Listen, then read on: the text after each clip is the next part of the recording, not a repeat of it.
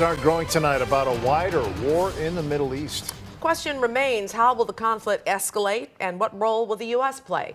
WGN's Mike Lowe spoke with Israel's Consul General to the Midwest.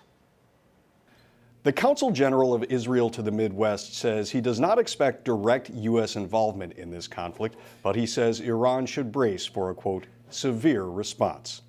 When I think of this attack, I don't measure it by the impact, but rather by the intentions of Iran. And the intentions were very significant and very severe. And this is why I think the Israeli response is going to also be very severe.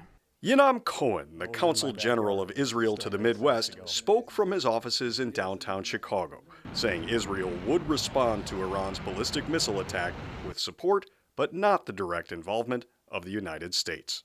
We do not expect America to send soldiers to have boots on the grounds, but I did listen to President Biden and VP Harris yesterday, and I think that they take it very seriously. They said, the Americans said, that there's going to be severe consequences for Iran. On Tuesday, Iran launched a barrage of roughly 200 missiles at Israel. Most were intercepted by the Israeli air defenses with the help of the U.S. This evening, Iran made a big mistake, and it will pay for it.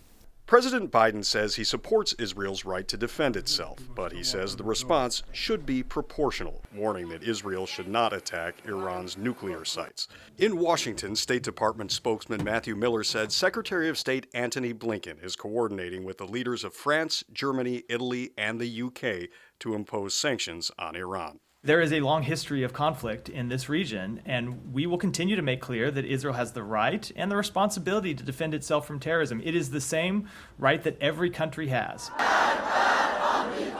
The Islamic Revolutionary Guard Corps in Iran has said the missile attack was a response to Israel's assassinations of the leaders of Hezbollah and Hamas. What they try to create is a ring of fire around Israel, not only a direct threat from Iran, but also through the many proxies, the terrorist organization that it has deployed all across the Middle East.